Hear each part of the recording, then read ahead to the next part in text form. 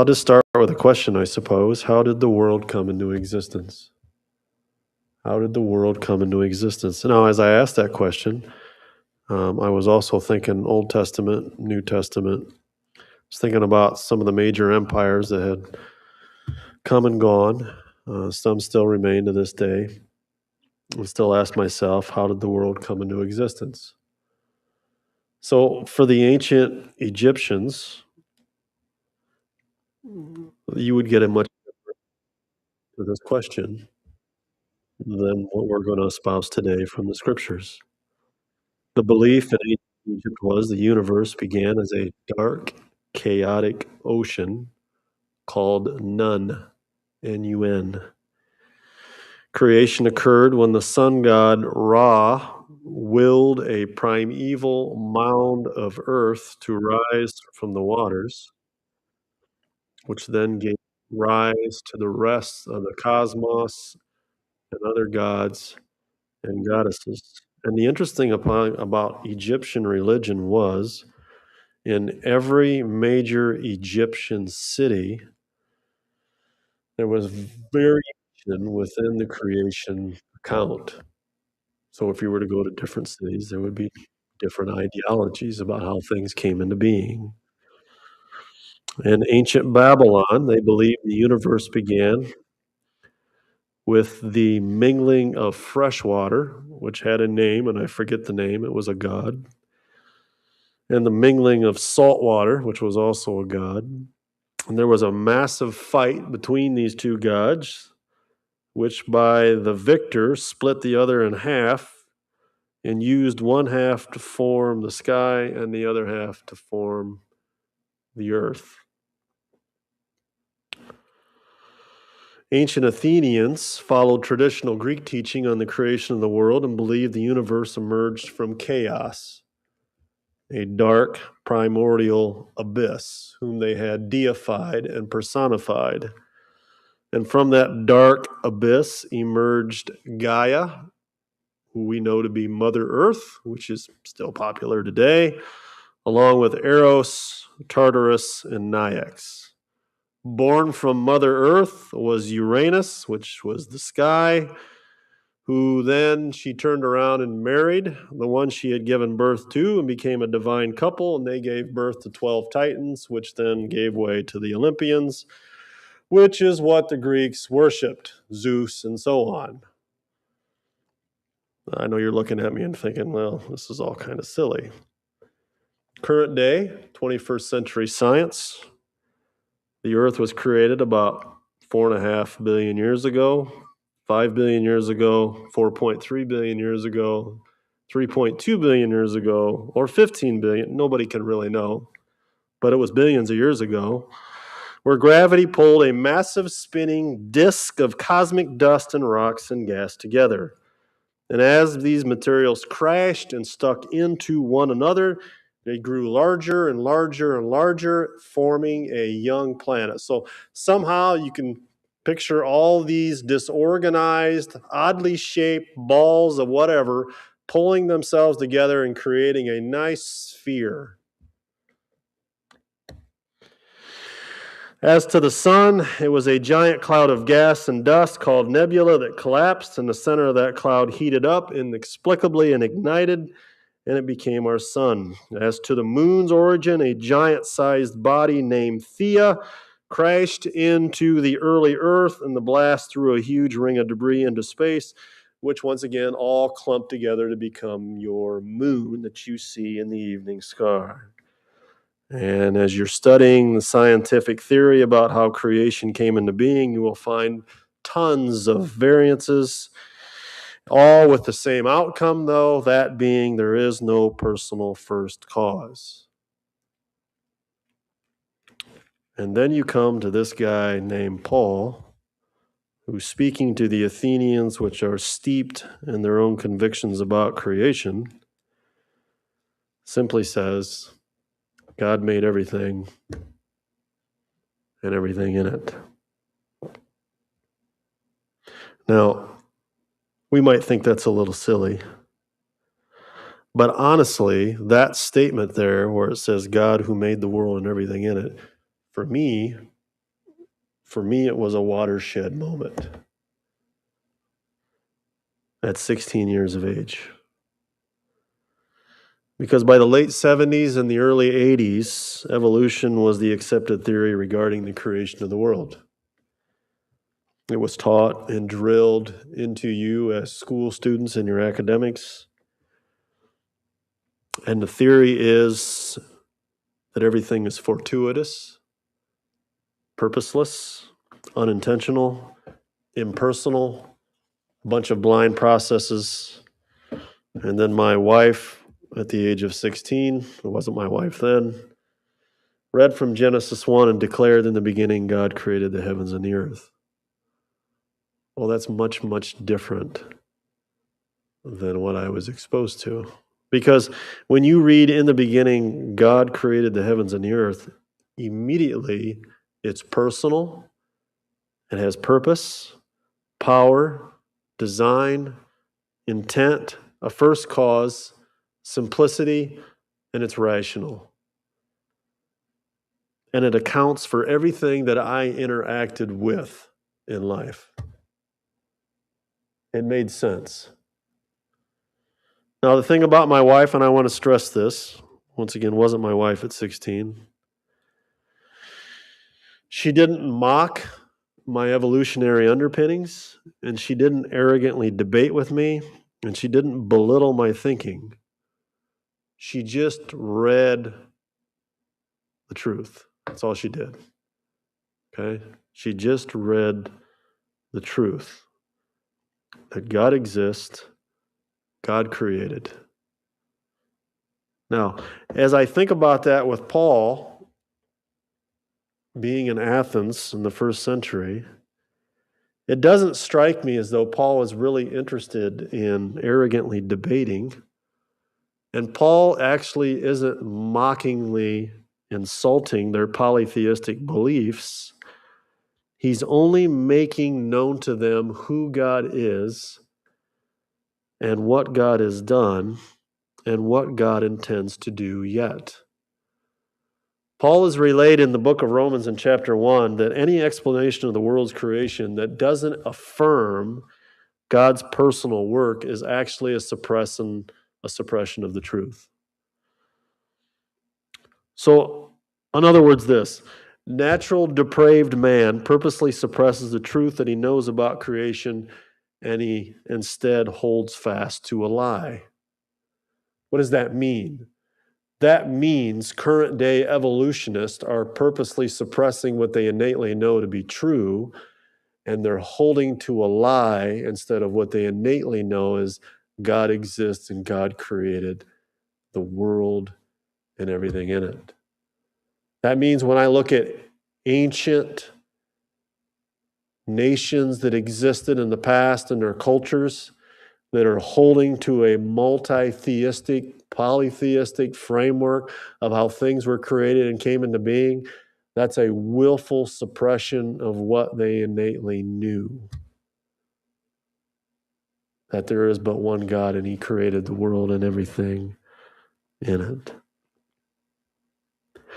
So whether it was them or whether it's us today in the 21st century, our responsibility is to make known to men and women who God is and what God has done. Because if you want men to hold to the truth and to forsake the lie, they need to know that God made the world and everything in it. It has to start there. And they have to be told. Now, let's introduce ourselves to the one whom Paul says they know, but are worshiping in ignorance.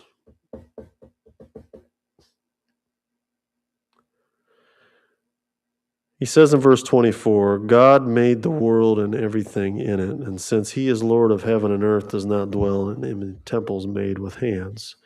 Notice first off, and I think the New King James does a good job, it starts off with just God and then has comma. Or yours might say the God in whatever translation you may have. There's a reason that He's done this. It's to point out a singularity, okay? A monotheism, the divine being. When you're dealing with the Athenians and you're dealing with a polytheistic framework, and you have a God of the sun, a God of the moon, a God of the stars, a God of the earth, a God of whatever. Okay? You got a lot of gods.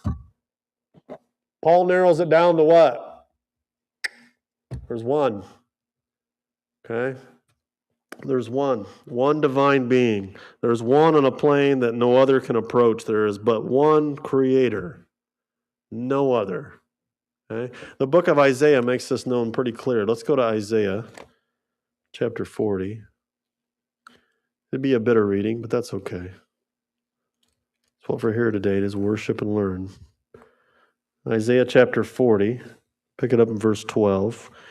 We learn about this singular divine being who is God. And we see that he's not like the gods of the nations. Because one of the things that we learn about the gods of the nations is they're impotent, powerless, fickle, and immoral.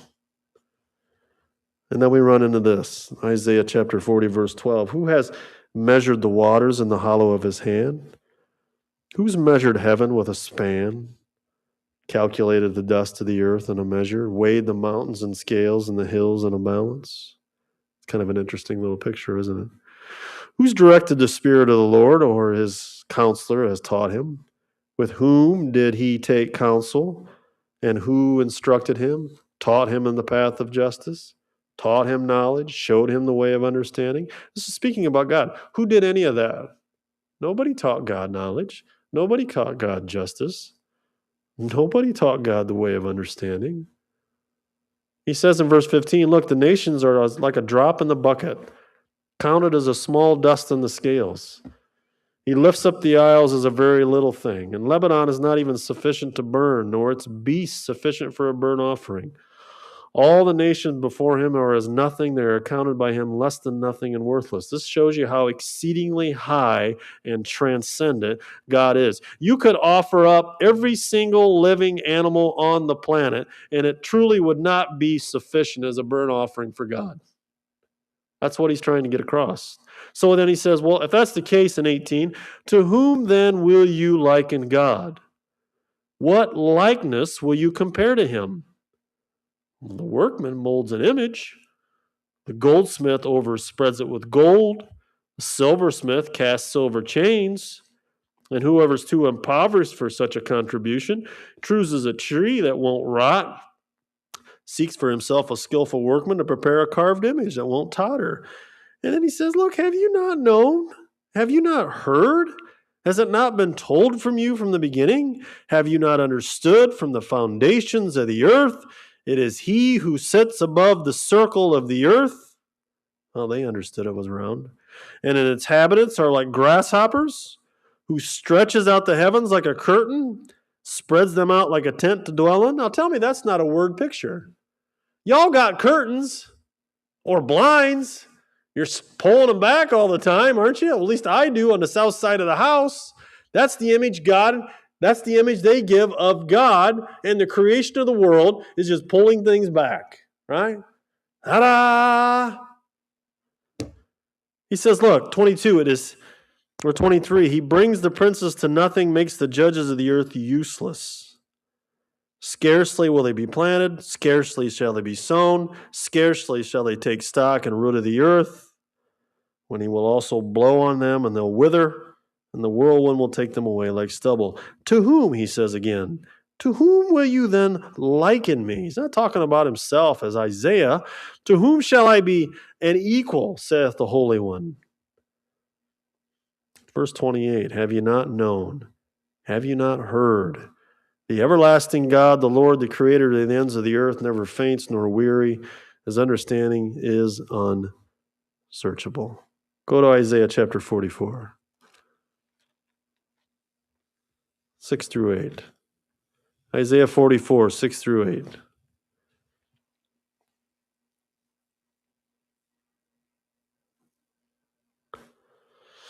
Thus saith the Lord, the King of Israel, his Redeemer, the host of hosts, I am the first, I am the last. Besides me, there is no God. Is there other gods?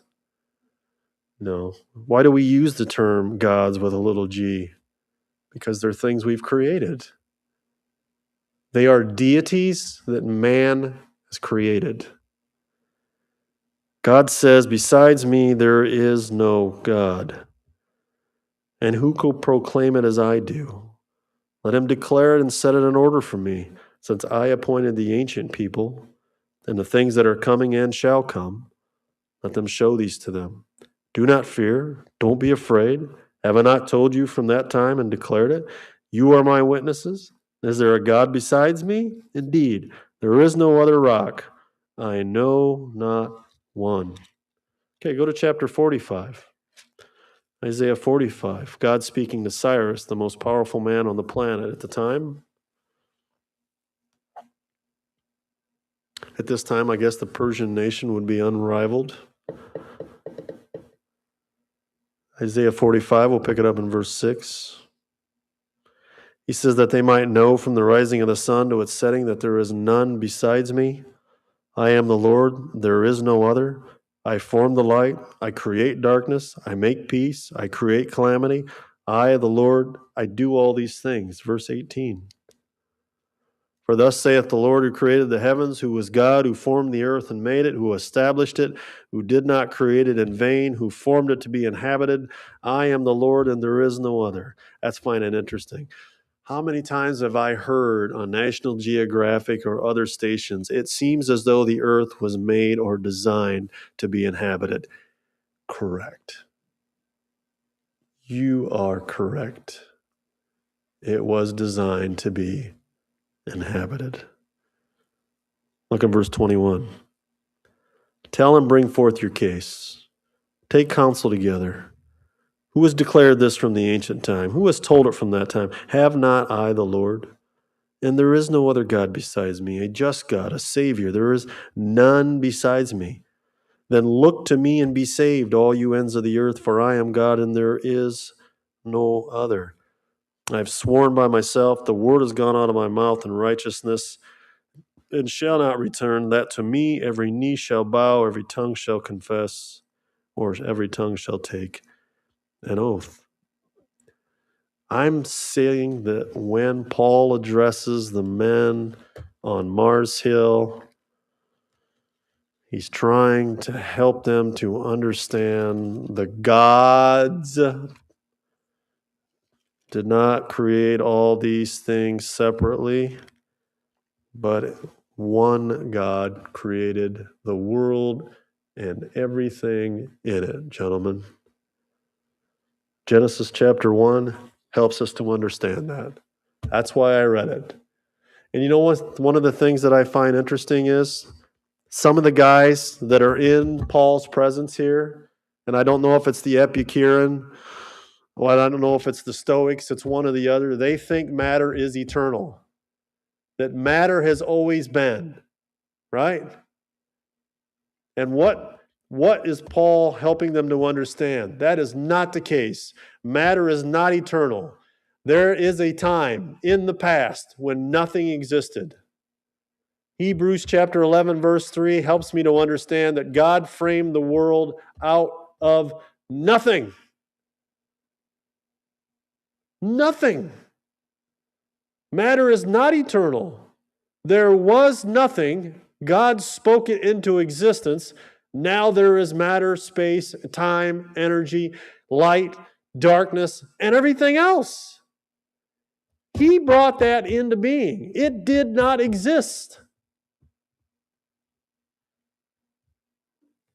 Go to Psalm 33. Psalm 33.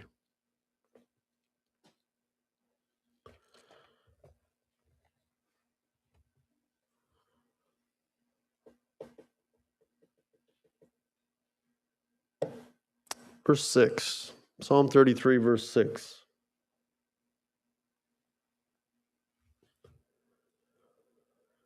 It says, by the word of the Lord the heavens were made, and all the host of them by the breath of his mouth. gathers the waters of the sea together as a heap, lays up the deep in storehouses. What's the natural outworking then from our viewpoint in light of the power of a God who creates? Verse 8, let all the earth fear the Lord then, and all the inhabitants of the world stand in awe of him. For he spoke, it was done. He commanded, it stood fast. What I'm telling you is when you and I are walking around out in the woods, or we got our nose stuffed into a flower, smelling it, or we're looking at plant life, or we're looking at insects, or we're looking at the zoo. What I'm telling you is it should produce in us reverence for the one who made it. It should create in us awe and wonder. Matter of fact, it should create in us the desire to worship, and not to worship what it is we're seeing, to worship the one who made it. Look, I make no bones about it. I like wood. That's my gig, man. I like that. And all the variety of trees, all the different shades of trees, the different types of bark that's on the trees, the different designs that are in the leaf, the different designs of the stems that the leaves come out on, the different buds that are in the trees. You cut the tree down, you open her up, all the different texture of the grain, all the different grain pattern. I mean, I am astounded at all these things. The smell, right? All wood's got different smells to it. Do you understand? It was not by happen chance that these things are the way that they are. You know, when we read Genesis chapter 1, don't come away with as though God created something and just threw it on the ground and said, let's just see what this happens to come out as. That's not a biblical picture. The biblical picture is God created that seed intentionally with purpose and design, everything that it would need to bear its own kind. He did that. He spoke that. He created that. It's the same thing with the insects and everything else that you might like. Right? The diversity, the complexity, the simplicity, all of it speaks to God making and creating. And it should induce the creature to worship the Creator. In fact, go to Psalm 95. Psalm 95. It's exactly what the psalmist is trying to get across. Psalm 95, pick it up in verse 3. He says, the Lord is the great God and the great King above all gods.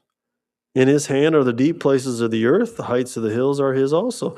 The sea is his, for he made it, and his hands formed the dry land. So what does that produce? Oh, come, let us worship and bow down and kneel before the Lord our Maker. And he is our God, right? There's a reason it's laid out that way. The psalmist is relaying the creativity of God, the wonder and the awe of it, and then telling us that in light of that work, it should produce in us the desire to worship him. If you find yourself out hiking around and you have that, man, this is amazing. Yeah, it is amazing. It's meant for you to take notice of the one who created and to properly venerate him and honor him.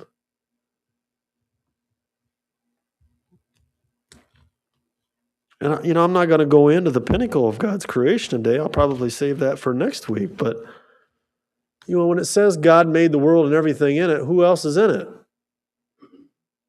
Yeah, folks that are sitting in the pews. And it's not my intent to lay this all out today, but God created man in his own image. We read that in Genesis chapter 1.